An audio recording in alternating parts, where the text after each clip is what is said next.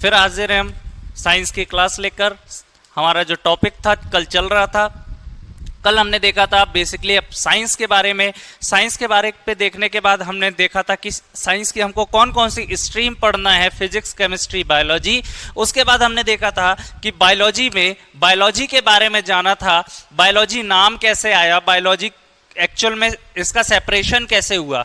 और आज का हमारा यानी इस क्लास का पहला टॉपिक है कार्डियोवास्कुलर सिस्टम, या इसी को ही कहते हैं हम लोग सर्कुलेटरी सिस्टम या रक्त परिसंचरण तंत्र। इन सभी नामों से इसको जाना जाता है। तो blood circulatory system, cardiovascular system या रक्त परिसंचरण तंत्र, इसके बारे में आज हम क्लास को कंटिन्यू करते हैं और इसके बारे में जानते हैं। अगर मैं आपसे कहूं कि ये कार्डियोवास्कुलर सिस्टम या रक्त परिसंचरण तंत्र क्या है, हमें कैसे पढ़ना है इस रक्त परिसंचरण तंत्र को, तो एक बहुत आसान शब्द में मैं आपको समझाता हूं। हमारा जो रक्त परिसंचरण तंत्र होगा, ठीक है, या कार्डियोवास्कुलर सिस्टम जिसकी मैं बात कर रहा हूं, तो इसके हम बनाते हैं 3 हिस्से। समझिए, हमारे परिसंचरण तंत्र के बनते हैं कितने? 3 हिस्से। क्या क्या बनेगा? तो सबसे इंपॉर्टेंट पार्ट हृदय या हार्ट, उसके बाद रक्त वाहिकाएं या ब्लड वेसल्स,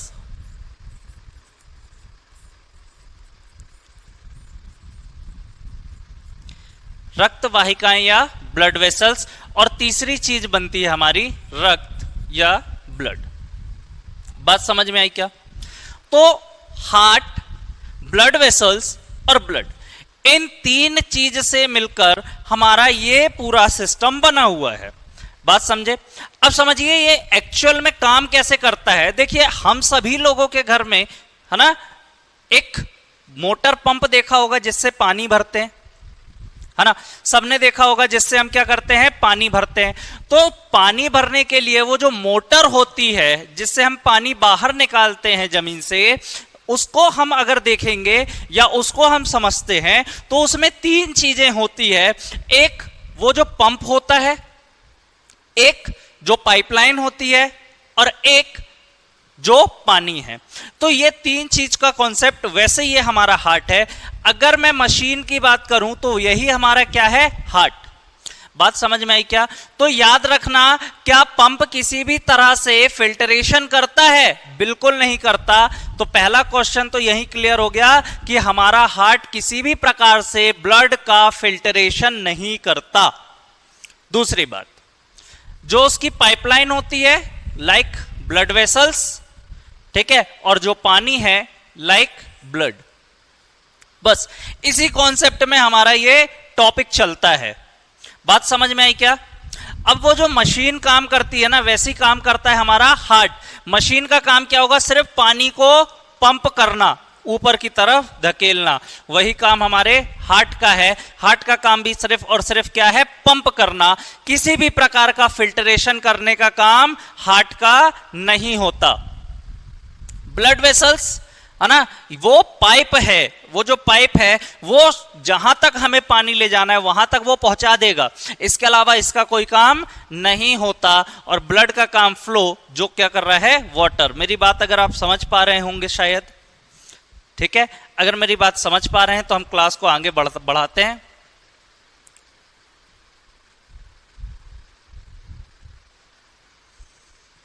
समझ में आया क्या? तो सर्कुलेटरी सिस्टम या रक्त परिसंचरण तंत्र। अब रक्त परिसंचरण तंत्र या सर्कुलेटरी सिस्टम को बताने वाले सबसे पहले व्यक्ति कौन थे? विलियम हार्वे, जिन्होंने 1628 में इसके बारे में बताया था। विलियम हार्वे ने हमारे जो कार्डियोवास्कुलर सिस्टम है या रक्त परिसंचरण तंत्र है उसके बारे में सबसे पहले बताया था। और इन्होंने बताया था कि इसके अंदर 3 चीज होती है, हमारा हार्ट, ब्लड और ब्लड वेसल्स। ये 3 चीजें होती है। इनमें जो मेन ऑर्गन है हमारा वो क्या होता है? हार्ट। क्योंकि भैया अगर हार्ट पंप ही नहीं करेगा, हार्ट अगर पंप ही ना करे तो ब्लड आएगा कैसे बाहर? बात समझे क्या? ठीक है। तो जब हम अपने हार्ट की बात करते हैं तो यह परिसंचरण तंत्र का मुख्य अंग होता है। यह परिसंचरण तंत्र का क्या होता है? मुख्य अंग होता है। मेन ऑर्गन क्या होता है? हमारा कार्डियक। ठीक है। और इसे किस नाम से जाना जाता है? कार्डियक। हार्ट को किस नाम से जानते हैं? तो कार्डियक। बिल्कुल ठीक है। इसके स्टडी को क्या कहते हैं? तो कार्डियक कहते हैं। और कार्डियक की स्टडी मैंने कल ही बताया था, जहां भी स्टडी का नाम जुड़ जाए वहां पर क्या शब्द जुड़ जाता है? लॉजी। ठीक है। तो कार्डियोलॉजी, कार्डियोलॉजी का संबंध कहां से होगा? तो हृदय से या हार्ट से। इतनी बात समझ पाए होंगे आप। ठीक। तो चलिए आगे बढ़ते हैं। अब देखिए, सबसे पहले हमने क्या किया? ऑक्सीजन को, कलर चेंज कर लेता हूं मैं। सबसे पहले हमने क्या किया? ऑक्सीजन को इनहेल किया।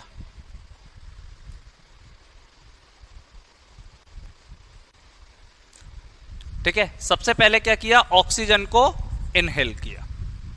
ठीक है। अब एक बात याद रखिए आप, जहां भी मैं रेड मार्कर से लिख रहा हूं वो ऑक्सीजनेटेड ब्लड होगा।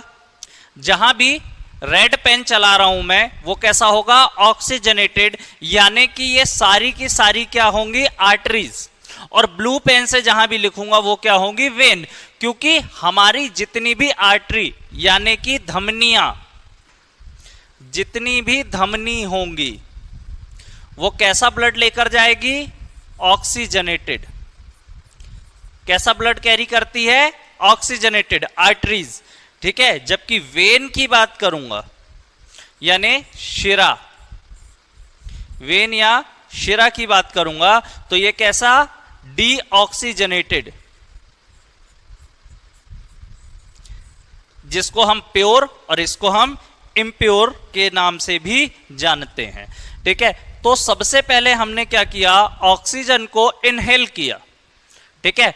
ऑक्सीजन को जैसे ही इनहेल किया ये कहां पहुंच जाते हैं? हमारे लंग्स में।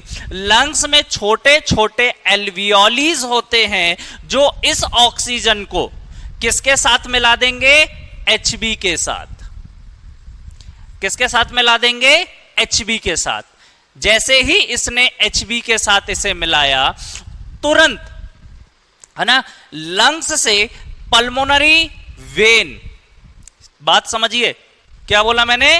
Pulmonary vein. ठीक है। फुफ्फुस सिरा। ठीक है। क्या करेगी? ऑक्सीजनेटेड ब्लड को ले जाएगी कहां पर? हार्ट के पास। कहां ले गई ये? हार्ट के पास। हार्ट के किस चेंबर पे लेकर जाएगी? तो हार्ट के लेफ्ट चेंबर पर लेकर जाएगी। Left side. कहां पर लेकर जाएगी ये? लेफ्ट साइड पर। ठीक है। उसके बाद जैसे ही ये, लो नाम लिख देता हूं पूरा,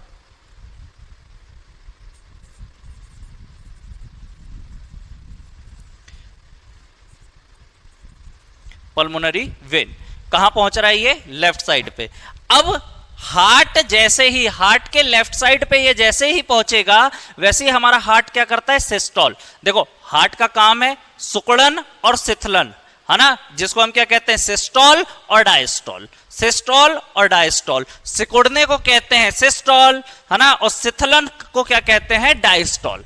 तो जैसे ही अब हमारा हार्ट क्या होगा? सिस्टोल होगा। तो ये ब्लड जाएगा कहां पर? अब ये लेकर जाएगा कौन? अयोटा। कौन लेकर जाएगा? अयोटा। अयोटा भी क्या है? धमनी। मैं जहां भी लाल पेन से लिख रहा हूं याद रखिए ये सारे के सारे कैसे होंगे? ऑक्सीजनेटेड ब्लड होंगे, है ना। ये सारे के सारे कैसे ब्लड होंगे? तो ऑक्सीजनेटेड ब्लड होंगे। ठीक है।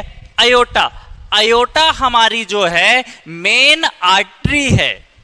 अयोटा धमनी। ठीक है। या हिंदी में इसी को ही कहते हैं महाधमनी। ठीक। अब अयोटा कैसा ब्लड लेकर जा रही है? प्योर। और ये कहां तक लेकर जाती है? हमारे बॉडी के ऑर्गन। हर एक ऑर्गन को जरूरत होती है ऑक्सीजनेटेड ब्लड की, तो ये लेकर जाएगी हर एक ऑर्गन तक। ऑर्गन बने हुए हैं टिश्यू के, टिश्यू बने हुए हैं सेल के, यानी ये कहां तक लेकर जाएगी ऑक्सीजनेटेड ब्लड को? सेल तक। बात समझ में आई होगी यहां तक।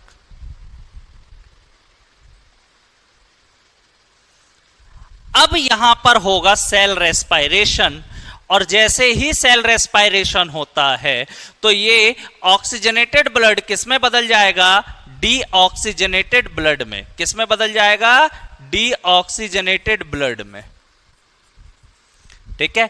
अब इस बॉडी के हर एक ऑर्गन से, हर एक टिश्यू से डीऑक्सीजनेटेड ब्लड को कैरी करने का काम किसका होगा? तो वेना कावा। ठीक है, वेना कावा, या इसे ही कहते हैं हम लोग महाशिरा। इसे ही क्या कहते हैं? महाशिरा। ठीक है। अब डीऑक्सीजनेटेड ब्लड को कैरी कौन कर रही है? वेना कावा या महाशिरा। अब ये कहां पर आ जाएगी? तो हार्ट के राइट चेंबर पे। ठीक है, हार्ट के कहां पे पहुंच गई? राइट चेंबर पे या राइट साइड पे। वापस हमारा हार्ट क्या होगा? वापस सिस्टोल होगा, और जैसे ही सिस्टोल होगा तो ये जो पल्मोनरी आर्टरी क्या करती है? डीऑक्सीजनेटेड ब्लड को वापस ले जाएगी लंग्स में। लंग्स एचबी को रख लेगा। लंग्स क्या करेगा?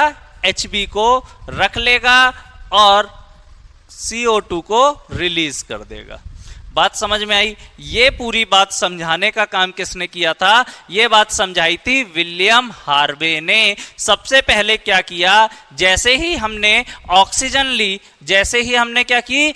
ऑक्सीजन ली, ऑक्सीजन हमारे लंग्स पे पहुंचती है, लंग्स में बैठे होते हैं एल्वियोलीज। एल्वियोली का काम क्या होता है? एल्वियोली इस ऑक्सीजन को क्या करती है? एचबी के साथ मिला देगी। फिर उसके बाद ये लंग्स से पल्मोनरी वेन हार्ट के राइट साइड पर पहुंचेगी। राइट साइड के बाद वापस से क्या होगा? हार्ट से स्टॉल होगा। जैसे ही हार्ट से स्टॉल होगा तो आयोटा, है ना, आयोटा क्या है? आर्टरी। ये कहां पर लेकर जाएगी? बॉडी के हर एक टिश्यू तक, जहां पर होगा सेल रेस्पायरेशन। सेल रेस्पायरेशन होने के बाद ऑक्सीजन, मतलब ऑक्सीजनेटेड जो ब्लड था वो कैसा हो जाता है? डीऑक्सीजनेटेड। और इस डीऑक्सीजनेटेड ब्लड को कैरी करने का काम किसका होगा? हमारे वेना कावा का, या इसी को ही कहते हैं महाशिरा। और वेना कावा ले जाके कहां छोड़ देगी? हार्ट के राइट चेंबर पे। वापस से क्या होगा? हार्ट हमारा से स्टॉल होगा, और जैसे ही हार्ट से स्टॉल होगा ये कहां पे पहुंच जाएगी? पल्मोनरी आर्टरी इसको लेकर चली जाएगी लंग्स पे, और लंग्स पे ले जाने के बाद यहां पर क्या होगा? एचबी लंग्स में छूट जाएगा और कार्बन डाइऑक्साइड क्या हो जाएगी? रिलीज हो जाएगी। तो यहां पे अब मेरी बात समझेंगे आप लोग। यहां पे आप मेरी बात समझिए कि हुआ क्या? पल्मोनरी वेन ऑक्सीजनेटेड ब्लड लेकर जा रही है, पल्मोनरी आर्टरी डीऑक्सीजनेटेड ब्लड लेके जा रही है। सर आपने तो पहले ही कहा था ना कि जो ऑक्सीजनेटेड ब्लड होता है वो वेन अपनी आर्टरी कैरी करती है, और जो डीऑक्सीजनेटेड ब्लड होता है वो कौन कैरी करता है? वेन्स करती है। और आप यहां पर उल्टा बोल रहे हो। तो बिल्कुल बच्चों, यहां पर जो ये पल्मोनरी वेन और पल्मोनरी आर्टरी दो एक्सेप्शनल हैं। ये क्या है? एक्सेप्शनल है। पल्मोनरी वेन होने के बाद भी ऑक्सीजनेटेड ब्लड लेकर जाती है, और पल्मोनरी आर्टरी होने के बाद भी डीऑक्सीजनेटेड ब्लड को कैरी करती है। मेरी बात समझ में आई क्या? ये दोनों क्या मिलेंगे आपको? अपवाद। यही दोनों क्या है? अपवाद। बात समझ गए होंगे। चलिए, ये दोनों क्या है? अपवाद या एक्सेप्शनल। ठीक है।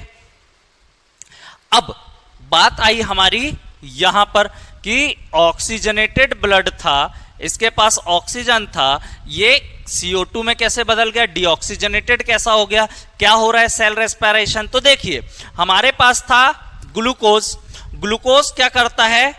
ग्लूकोज, ऑक्सीजन क्या करता है? ग्लूकोज का ऑक्सीडेशन करता है, और जैसे ही इसका ऑक्सीकरण करेगा, ऑक्सीडेशन करेगा, तो क्या निकलता है? कार्बन डाइऑक्साइड, वाटर, और हमें मिलती है क्या? Energy 686 kilo calorie. 686 kilo calorie. बात समझ में आई होगी शायद।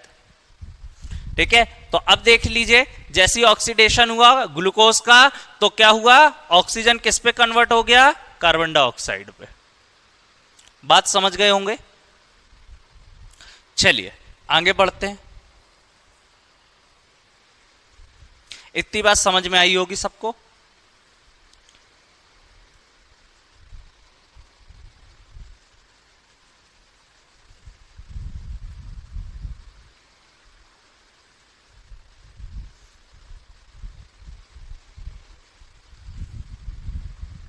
अगर वो बात समझ में आ गई होगी तो ये बात हमें बहुत ही इजीली समझ में आ जाएगी, हमारा हार्ट वर्क कैसे कर रहा है, हमारे हार्ट जो है, हमारा हृदय जो है वो काम किस प्रकार से करता है या किस तरह से करता है। बात समझ गए होगे। चलिए, तो देखिए सबसे पहले क्या है हमारा लंग्स। वही बात मैं फिर से रिपीट कर रहा हूं जो मैंने अभी बताया था।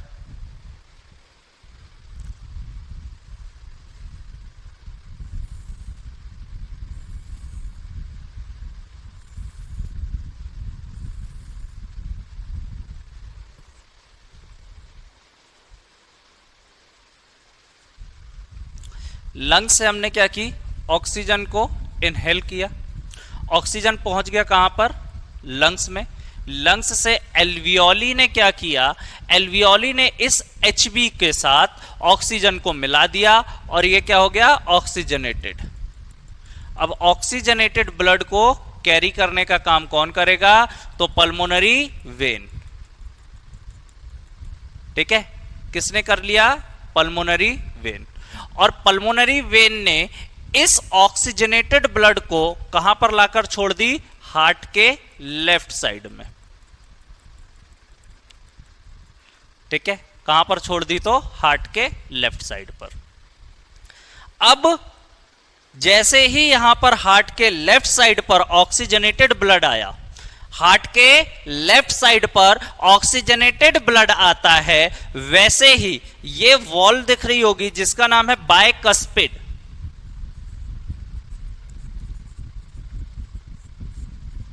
ठीक है, इस वॉल्व का नाम क्या है, बायकस्पिड। सॉरी,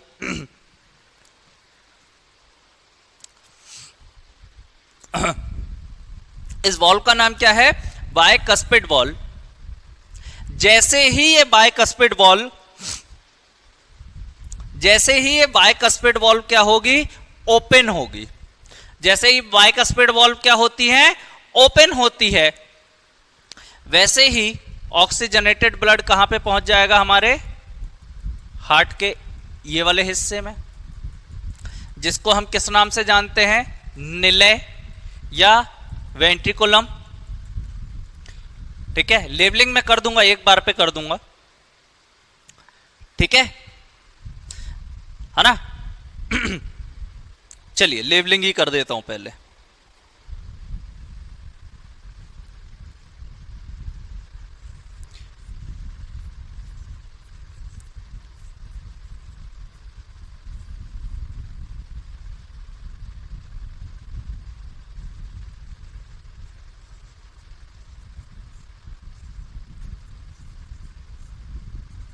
ठीक है, क्या बोलेंगे, लेफ्ट ऑट्रियम,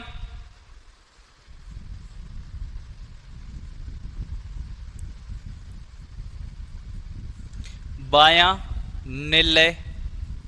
ठीक है, लेफ्ट वेंट्रिकुलम। ठीक, ये हमारी आयोटा। ठीक है, आयोटा धमनी, या इसी को ही हम लोग क्या कहते हैं, महाधमनी। ठीक है, इसके बाद ये वाले हिस्से को सेप्टम। ठीक, ये कौन सी हमारी पल्मोनरी,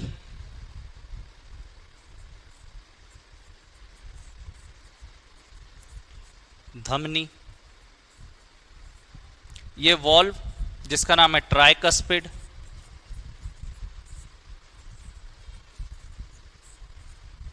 ठीक है, ये दोनों क्या है हमारी वेना कावा।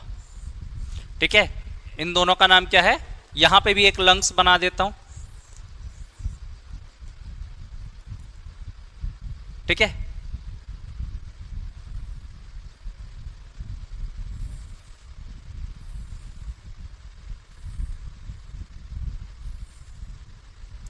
ठीक। हाँ, अब क्या हुआ देखिए, ऑक्सीजन हमने इनहेल की, ऑक्सीजन मिल गया कहां पे हमारे लंग्स में। एल्वियोलीज ने क्या किया, Hb के साथ ऑक्सीजन को मिला दिया। ऑक्सीजनेटेड ब्लड को लेकर आने का काम किसका है, इस पल्मोनरी वेन का। पल्मोनरी वेन ने लाकर कहां छोड़ दी, हार्ट के लेफ्ट साइड पर। जैसे ही हार्ट के लेफ्ट साइड पर छोड़ी, और लेफ्ट साइड पे भी किस हिस्से पे छोड़ी, तो लेफ्ट ऑट्रियम में छोड़ी। ठीक है, अब ये हमारा हार्ट क्या होगा, सिस्टोल। हमारा हार्ट क्या हुआ, यहां से सिस्टोल हुआ। जैसे ही हार्ट सिस्टोल होगा, अब ये कहां पे चली जाएगी, आयोटा में। अब ये जो आयोटा में पहुंच रही है ना, अब ये क्या है, जो आयोटा में पहुंच रही है। ठीक है, तो आयोटा में एक वॉल्व होती है। ठीक है, आयोटा में एक वॉल्व होती है, इसका नाम क्या होता है, आयोटिक वॉल्व। Aortic valve. अब इस जो आयोटिक वॉल्व, अब यहां पे जैसे ही ये सिस्टोल होता है तो आयोटिक वॉल्व खुलता है। आयोटिक वॉल्व खुलता है और जो ऑक्सीजनेटेड ब्लड है वो आयोटा लेकर हमारे बॉडी के हर ऑर्गन तक, यानी कहां तक लेकर चली जाती है, ये ऊतकों तक, टिश्यू तक ये लेकर चली जाती है। टिश्यू में होगा सेल रेस्पायरेशन, और सेल रेस्पायरेशन होने के बाद ये क्या हो जाता है, डीऑक्सीजनेटेड हो जाएगा। ये क्या हो जाएगा, डीऑक्सीजनेटेड हो जाएगा।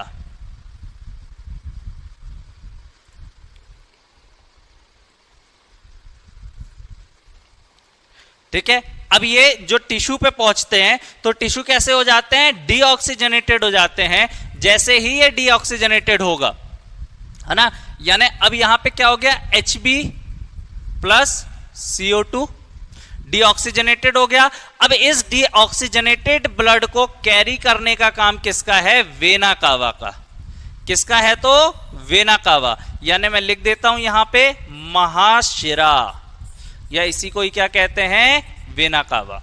ठीक है, इंफीरियल और सुपीरियल वेना कावा, इसको कहते हैं अग्र और पश्च पल्मोनरी। ठीक है, बात समझ में आई। डीऑक्सीजनेटेड ब्लड को कैरी करने का काम किसने की, वेना कावा। वेना कावा ने ब्लड को लाकर कहां पे छोड़ दी, हार्ट के राइट चेंबर पे, और हार्ट के इस राइट चेंबर का नाम क्या है, राइट ऑट्रियम। इसका नाम क्या है, राइट ऑट्रियम, यानी दाया आलिंद। ठीक है, अब जैसे ही राइट ऑट्रियम पे पहुंचता है, वैसे ही ये वॉल्व खुलती है, जिसका नाम क्या है, बाइकस्पिड। बाइकस्पिड वॉल्व जैसी खुलती है तो ये ब्लड कहां चला जाएगा, नीचे की तरफ। ये ब्लड कहां पहुंच गया, हमारे नीचे की तरफ पहुंच गया, और इसका नाम क्या है, हमारा ये राइट वेंट्रिकुलम, या इसे ही हम कहते हैं दाया निलय। ठीक है, जैसे ही यहां पे पहुंचा, अब क्या हुआ, हमारा हार्ट वापस से सिस्टोल होगा। हार्ट जैसे ही वापस सिस्टोल होगा तो यहां पर होगी एक वॉल्व, और इस वॉल्व का नाम क्या होगा, मिट्रल वॉल्व। ठीक है, इस वॉल्व का नाम क्या होगा, मिट्रल।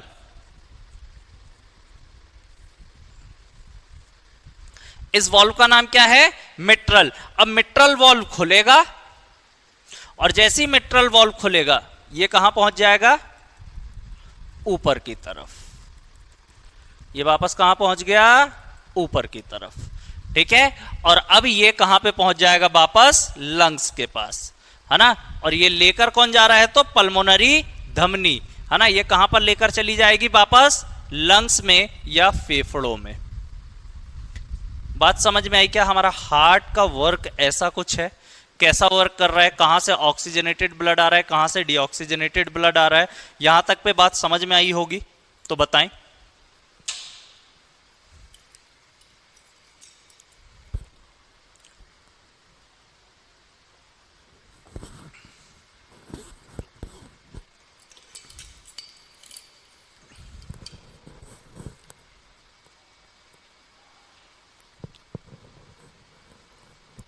ठीक है, इतनी चीज समझ में आ गई होगी कैसे ऑक्सीजनेटेड और डीऑक्सीजनेटेड ब्लड, है ना। अब एक चीज समझिए, ये ऑक्सीजनेटेड ब्लड और डीऑक्सीजनेटेड ब्लड को एक ये लाइन दिख रही है जो दोनों को क्या कर रही है? सेपरेट कर रही है। अब इन दोनों को सेपरेट करने का काम कौन कर रहा है? सेप्टम। यानी ऑक्सीजनेटेड ब्लड और डीऑक्सीजनेटेड ब्लड को सेपरेट करने का काम कौन करता है? तो यहां पे करती है सेप्टम। सेप्टम ऑक्सीजनेटेड ब्लड और डीऑक्सीजनेटेड ब्लड को क्या करती है? सेपरेट करती है, दोनों को अलग अलग करती है। बात समझ गए होंगे आप, ठीक है। अब यहां पे समझने वाली बात समझिए कि यहां पर अपन बोल तो ये भी सकते थे कि अगर जो भी ऑक्सीजनेटेड ब्लड लेकर आ रहा है ना, जो भी ऑक्सीजनेटेड ब्लड लेकर आ रहा है वो आर्टरी है, तो इसका नाम आर्टरी ही रख देते। वेन क्यों कहा? तो एक क्वेश्चन समझिए, यहां से बनने वाला अगला एक क्वेश्चन होता है कि हार्ट से ब्लड को दूर कौन लेकर जाता है और हार्ट से ब्लड को, हार्ट के पास ब्लड को लेकर कौन आता है? तो समझिए, हार्ट के पास ब्लड लेकर आने का काम किसका होता है? वेन्स का होता है। देखिए, पल्मोनरी वेन हार्ट के पास लेकर जा रही है, हाँ, वेना कावा जो है हार्ट के पास लेकर जा रही है ब्लड को, जबकि हार्ट से ब्लड को दूर ले जाने का काम किसका है? तो ये आयोटा भी लेकर जा रही है और पल्मोनरी आर्टरी भी लेकर जा रही है ना। तो आर्टरीज का काम होता है हार्ट से ब्लड को दूर लेकर जाना, जबकि वेन्स का काम होता है ब्लड को हार्ट के पास लेकर आना। बात समझ में है? अब अगला क्वेश्चन, सबसे बड़ी आर्टरी कौन सी होती है हमारी? तो हमारे शरीर में सबसे बड़ी आर्टरी होती है आयोटा। ये हमारे शरीर के हर हिस्से तक पहुंचती है, ठीक है। हर हिस्से तक ब्लड पहुंचाने का काम किसका होता है? इस आयोटा का। आयोटा जुड़ी होती है अलग अलग आर्टरियोल से, ठीक है। सबसे बड़ी वेन कौन सी होती है? तो सबसे बड़ी वेन होती है हमारी वेना कावा। कौन सी होती है? वेना कावा या महाशिरा सबसे बड़ी शिरा होती है और ये जुड़ी होती है छोटे छोटी वैक्यूल से, है ना, शिरिकाओं से जुड़ी होती है, जो क्या करती है? इसको डीऑक्सीजनेटेड ब्लड लाकर इसके पास पहुंचाती है, ठीक है।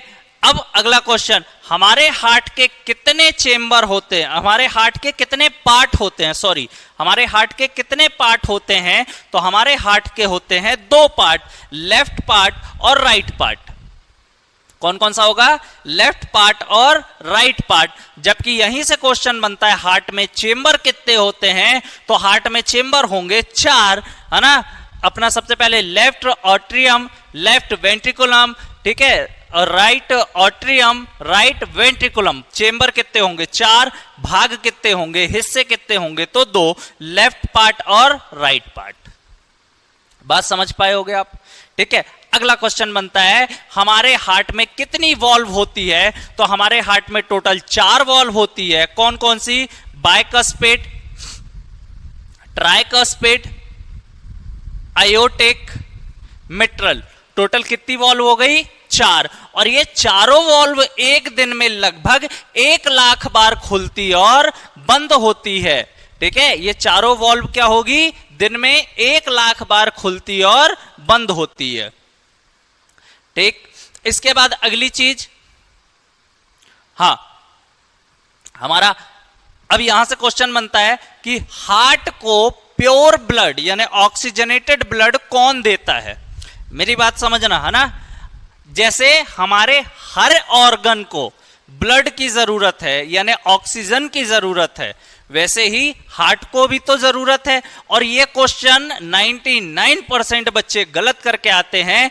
जैसे ही क्वेश्चन पूछा जाता है हार्ट को ऑक्सीजनेटेड ब्लड कौन देता है, और सबसे पहला ऑप्शन मिलता है पल्मोनरी वेन, और हम लोग आंख बंद करके इसको क्या करते हैं, टिक लगाते हैं। बिल्कुल नहीं, यहां पर आपको रुक कर सोचना है, समझना है ना।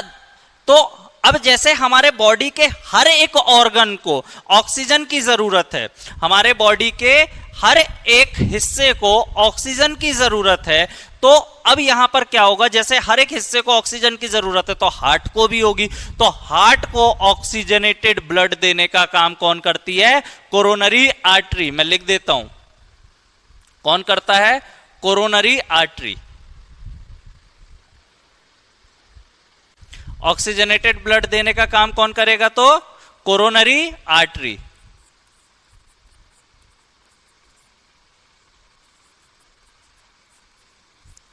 ठीक है, कौन देता है, कोरोनरी आर्टरी। और डीऑक्सीजनेटेड ब्लड कौन लेकर जाएगा, तो कोरोनरी वेन। बात समझ पाए होंगे आप, समझ में आया क्या, मतलब समझने वाली बात यह है, देखिए बैंक में बहुत सारे लोगों के पैसे जमा है ना, तो क्या वो पूरा पैसा बैंक का हो गया, नहीं। आप आज जमा करो और कल जाके निकालने के लिए खड़े हो जाओ तो बैंक को तो लौटाना पड़ेगा, है ना। लेकिन बैंक का खुद का भी तो पैसा होता है जिसको रिजर्व करके रखते हैं, है ना। वैसे ही पूरे ब्लड को तो हार्ट रखेगा अपने अंदर, लेकिन उसके बाहर इसको काम करने के लिए भी तो ऑक्सीजनेटेड ब्लड की जरूरत होगी ना, क्योंकि ये भी तो क्या करेगा, इसको भी तो एनर्जी चाहिए। एनर्जी के लिए क्या चाहिए, ऑक्सीजन चाहिए, तभी तो ग्लूकोज का ऑक्सीडेशन होगा। तो वो ऑक्सीजन इसके पास तक कौन पहुंचाता है, तो कोरोनरी आर्टरी। क्लियर है क्या, आई थिंक क्लियर होगा ये बात। ठीक है, उसके बाद अगली चीज हम लोग पहुंचते कहां पे, सेप्टम में। अब समझिए, अगर ये सेप्टम डेवलप नहीं हो पाती, है ना, अगर ये सेप्टम डेवलप नहीं हो पाती, ठीक है, तो एक सिंड्रोम हो जाता है जिसे हम कहते हैं ब्लू बेबी सिंड्रोम, यानी जिसको कहा जाता है हार्ट में छेद होना। ठीक है, इसी को ही हम लोग क्या कहते हैं, दिल में छेद होना। कैसे होता है, जब ये सेप्टम नहीं जुड़ पाएगा।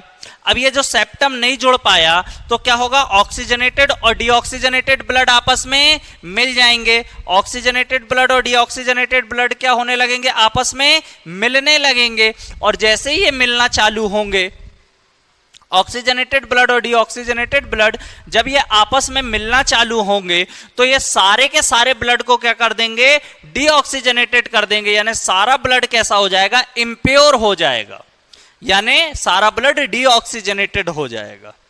समझ में आया, इसी को ही हम कहते हैं ब्लू बेबी सिंड्रोम। इसमें बच्चा कैसा दिखने लगता है, नीला दिखने लगता है। तो सर हो कैसे जाता है ये ब्लू बेबी सिंड्रोम, बिल्कुल ड्यूरिंग प्रेगनेंसी, है ना। ड्यूरिंग प्रेगनेंसी अगर जो भी प्रेग्नेंट लेडी है वो नाइट्रोजन वाले पानी, मतलब नाइट्रोजन की अधिकता वाले पानी का सेवन करती हैं, तो इस कंडीशन में हार्ट का ये जो सेप्टम वाला भाग है ये डेवलप नहीं हो पाता, और इसी को ही हम क्या कह देते हैं, ब्लू बेबी सिंड्रोम। इसे ही किस नाम से जानते हैं, ब्लू बेबी सिंड्रोम। यहां तक सारी बातें समझ में आई होगी, तो आगे बढ़ते हैं हम। इसे मैं हटा रहा हूं, ठीक है। स्क्रीनशॉट वगैरह लेना हो तो आप फटाफट लीजिए। चलिए,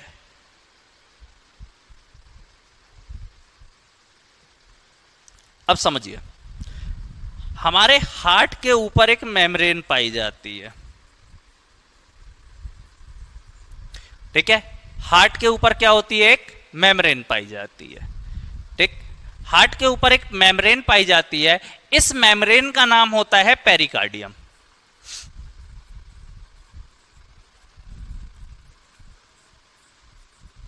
इस मेम्ब्रेन का नाम क्या होता है, पेरिकार्डियम। ये जो पेरिकार्डियम है, ये जो पेरिकार्डियम है ये खुद 3 लेयर से मिलकर बनी होती है ना, एंडोकार्डियम, मायोकार्डियम और एपिकार्डियम। 3 मेम्ब्रेन मिलकर किसका निर्माण कर रही है? पेरिकार्डियम। यानी आपसे पूछा जाता है हार्ट के ऊपर कौन सी मेम्ब्रेन होती है, तो हार्ट के ऊपर तो होती है पेरिकार्डियम। ये पेरिकार्डियम के भी कितने लेयर होते हैं? 3, है ना। पहली होगी एंडोकार्डियम, मायोकार्डियम और फिर एपिकार्डियम। ठीक है, कौन कौन सी होगी? तो सबसे एपिकार्डियम, फिर मायोकार्डियम और सबसे अंदर होती है एंडोकार्डियम।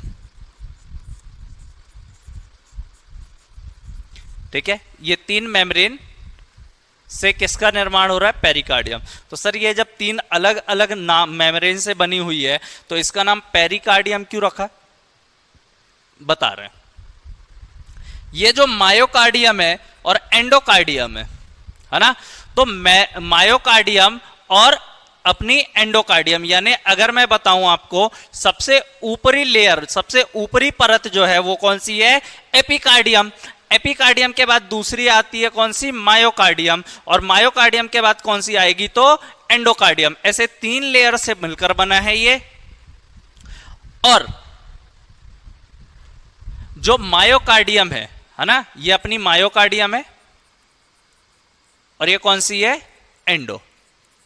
ठीक है, तो मायोकार्डियम और एंडोकार्डियम के अंदर पेरिकार्डियम फ्लूइड भरा होता है, एक द्रव भरा होता है जिसका नाम क्या होता है? पेरिकार्डियम। इस द्रव का नाम क्या है? पेरिकार्डियम।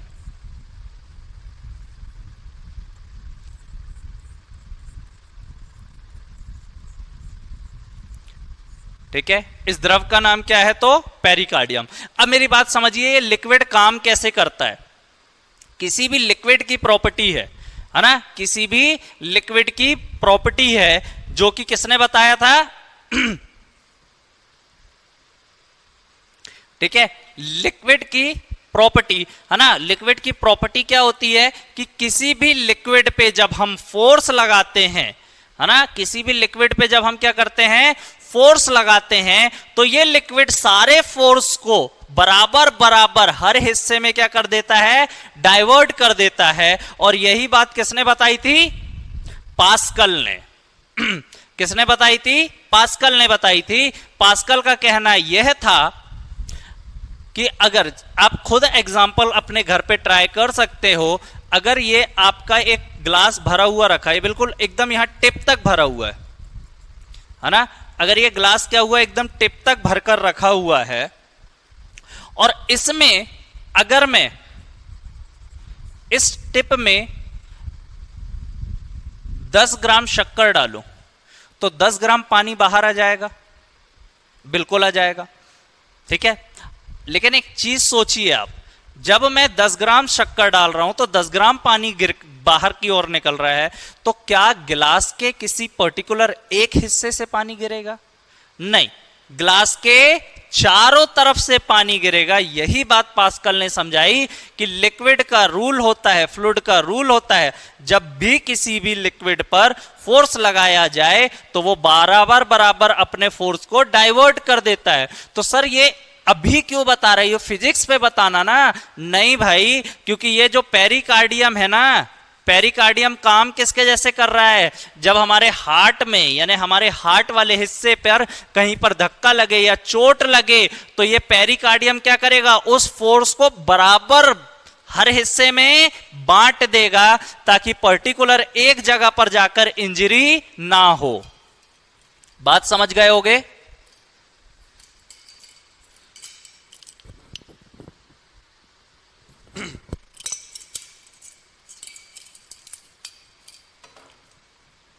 ठीक है, पर्टिकुलर किसी एक जगह पर जाकर इंजरी ना हो, इसीलिए पेरिकार्डियम का काम क्या होगा? जो भी फोर्स लगे या धक्का लगे उसको क्या कर देना? बराबर बराबर पूरे हिस्से में बांट देना।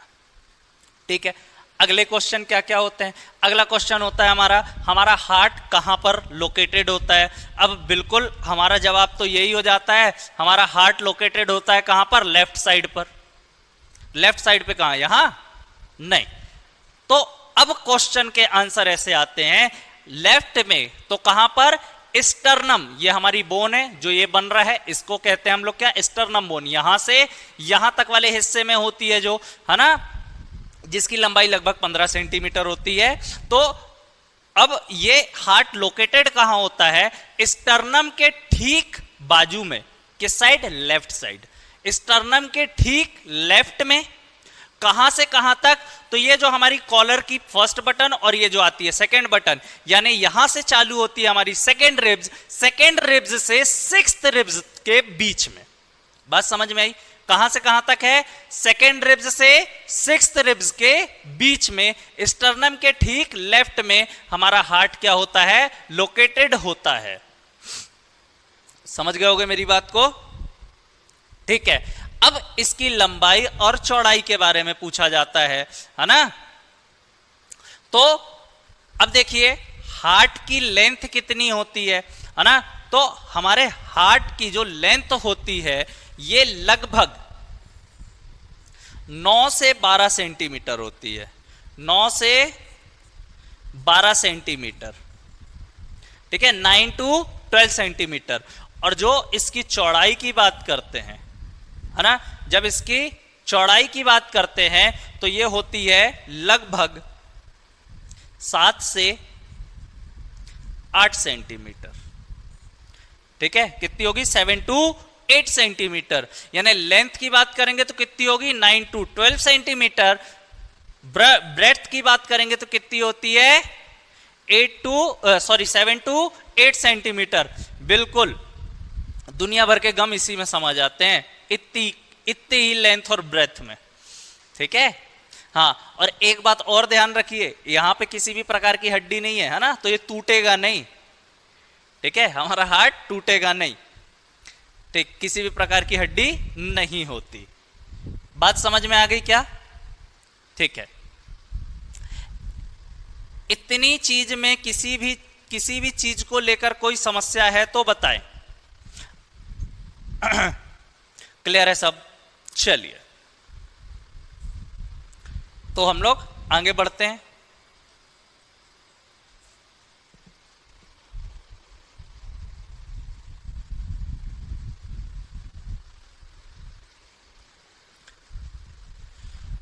ठीक है, नाइट्रोजिनस वेस्ट को अलग करने का काम किसका, यानी फिल्ट्रेशन करने का काम किसका है, हमारी किडनी का होता है, हमारे हार्ट का नहीं होता। गैसियस वेस्टेज को अलग करने का काम किसका, हमारे लंग्स का। कार्बन डाइऑक्साइड को क्या कर देते हैं, ये बाहर कर देते हैं। हमारा हार्ट किसी भी प्रकार का फिल्टरेशन नहीं करता, बहुत इंपॉर्टेंट बात है ना, हमारा हार्ट किसी भी प्रकार का फिल्टरेशन नहीं करता, ठीक है। ये हम लोगों ने देखा कि कहां से कहां तक जाता है और कैसे कैसे ब्लड हार्ट में पहुंच रहा था।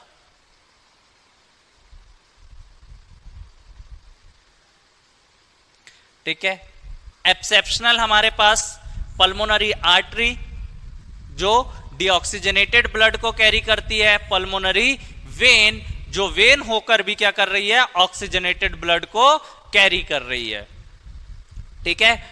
ऑक्सीजनेटेड ब्लड को हमारे शरीर के हर हिस्से तक पहुंचाने का काम किसका है, हमारे शरीर में हर हिस्से तक पहुंचाने का काम किसका है, तो आयोटा का है। और आयोटा क्या करती है, छोटी छोटी आर्ट्रियोल्स को दे देती है। और ये जैसे ही यहां पर अब एक क्वेश्चन बनता है, आर्टरी से वेन में ब्लड पहुंचता कैसे है, ऑक्सीजनेटेड ब्लड डीऑक्सीजनेटेड कैसे होता है, तो समझिएगा यहां पर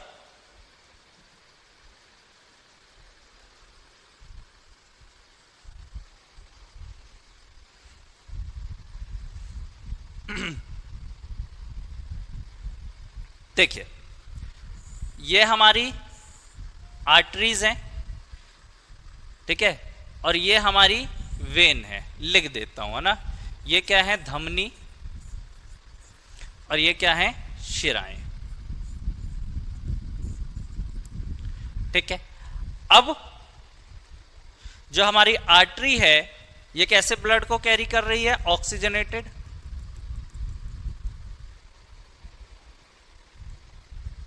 वेन जो है कैसे ब्लड को कैरी कर रही है? डीऑक्सीजनेटेड। कैसे ब्लड को कैरी कर रही है ये? डीऑक्सीजनेटेड। अब यहां पर बीच में समझना, ये आर्टरी से निकलेंगी छोटी छोटी पतली पतली आर्टरियोल्स, ऐसे, ठीक है। और इस वेन से निकलेगी वैक्यूवॉल्स, ठीक है। ये वेन से क्या निकली? वैक्यूवॉल्स, ठीक है। अब यहां पर होगा एक एक्शन जिसका नाम है कैपिलरी एक्शन। जिसका नाम क्या है? Capillary action.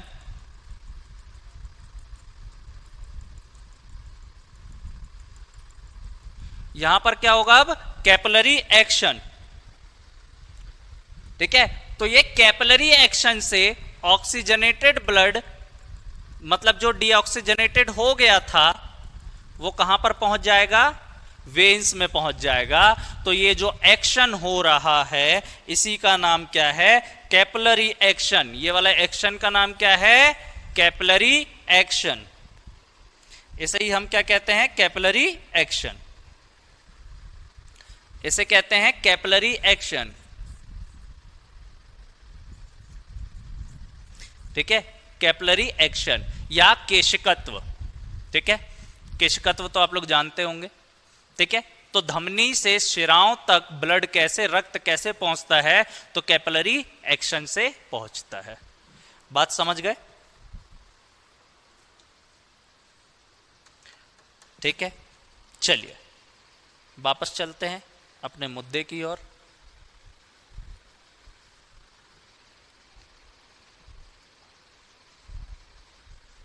ठीक है ना। तो ऑक्सीजनेटेड ब्लड अंग, आर्ट्रियोल्स, फिर कैपिलरी, कैपिलरी एक्शन से कहां पहुंच जा रहा है? ये वेन्स में पहुंच जा रहा है ना। रक्त धमनी से शिरा तक, है ना, किसके माध्यम से पहुंच रहा है?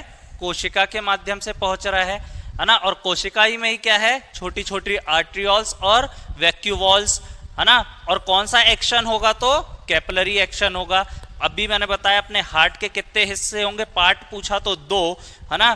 कौन सा? राइट पार्ट और लेफ्ट पार्ट, ठीक है। राइट पार्ट जो अपना लेफ्ट पार्ट होता है वहां पे कैसा होगा? ऑक्सीजनेटेड ब्लड, जबकि लेफ्ट पार्ट पे कैसा होगा? Deoxygenated blood.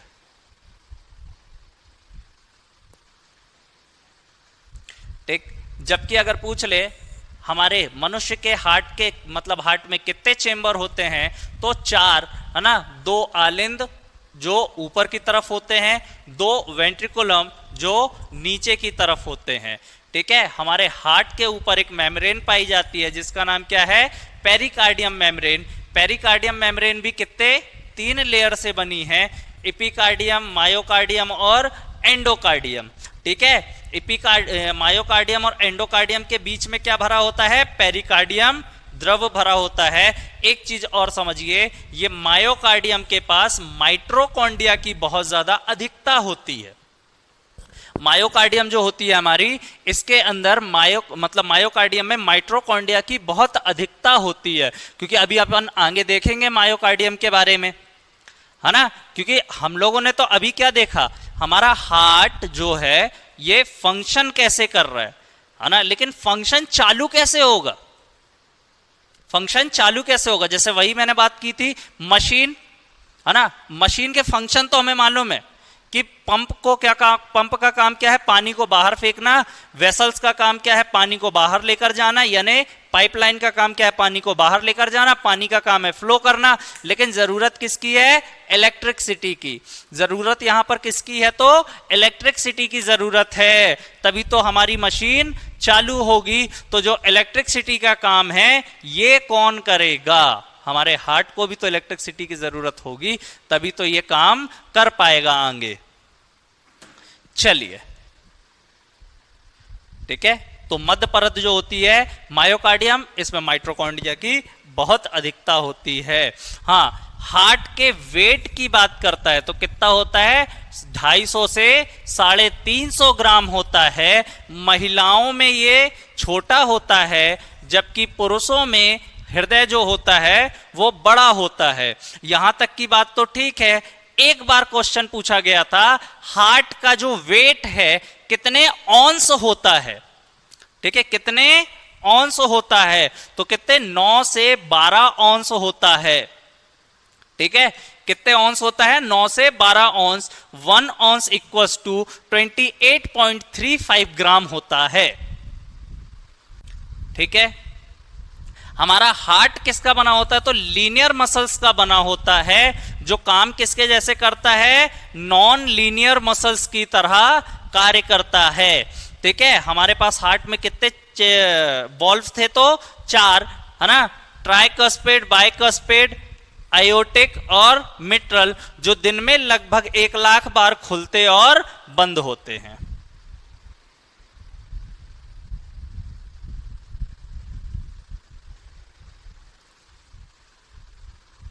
World heart day कब मनाया जाता है, तो 29 सितंबर को मनाया जाता है।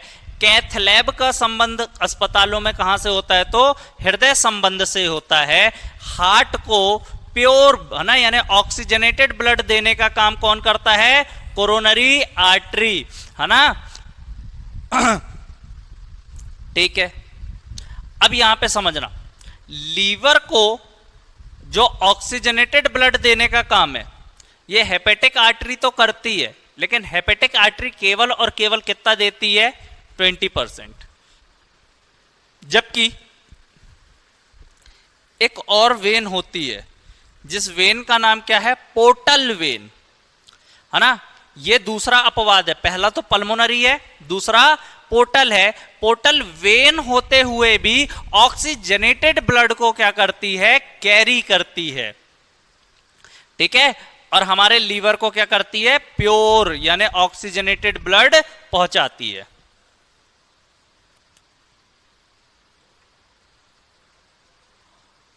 ठीक है।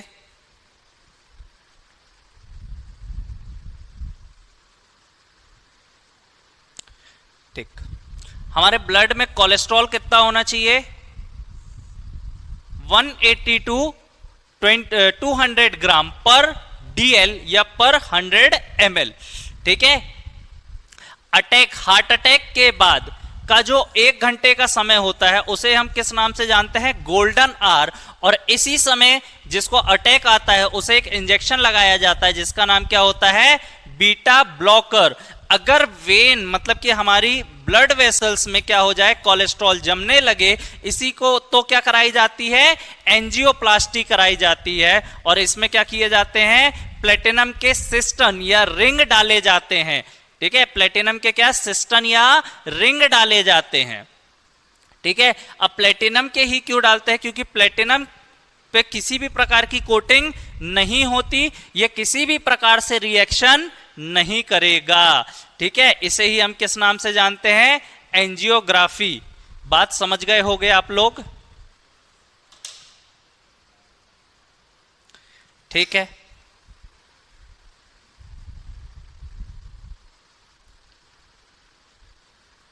ठीक है, पहला हार्ट ट्रांसप्लांटेशन किसके द्वारा करा गया था, क्रिश्चियन बर्नार्ड के द्वारा, है ना। किसके द्वारा किया गया था, डॉक्टर क्रिश्चियन बर्नार्ड के द्वारा किया गया था। किसका किया था, तो वांस्कांस्की का किया था। कब, तो 3 दिसंबर 1966 और 67 में किया गया था। कहां पर, तो south Africa, Cape Town. India में पहला हार्ट ट्रांसप्लांटेशन किसके द्वारा किया गया था, पी वेणुगोपाल, दिल्ली एम्स में किया गया था। 3/8/1994 में किया गया था। अगर हमारे हार्ट में सप्लाई, ब्लड की सप्लाई कम हो जाए तो इसे ही हम क्या कहते हैं, एस्केमिया। इसमें ऐसे एरो बना लीजिए, इसको हम लोग नेक्स्ट क्लास पे देखेंगे। ब्लू बेबी सिंड्रोम, है ना, क्या होता है, अगर सेप्टम पूरी तरह से नहीं जुड़ पाता तो उसे ही हम किस नाम से जानते हैं, ब्लू बेबी सिंड्रोम के नाम से जानते हैं, है ना। और सेप्टम का निर्माण कहां पर नहीं होता, मां के गर्भाशय में, क्योंकि नाइट्रेट की अधिकता यानी नाइट्रोजन की अधिकता वाले पानी को अगर ग्रहण कर लिया जाए तो यह समस्या उत्पन्न हो जाती है। ठीक है, यहां तक आई थिंक सारी बातें समझ में आई होगी आप लोगों को। तो दोस्तों आज के सेशन को हम लोग यहीं पर एंड करेंगे, मिलते हैं हम लोग नेक्स्ट क्लास में, तब तक के लिए बाय बाय, गुड नाइट।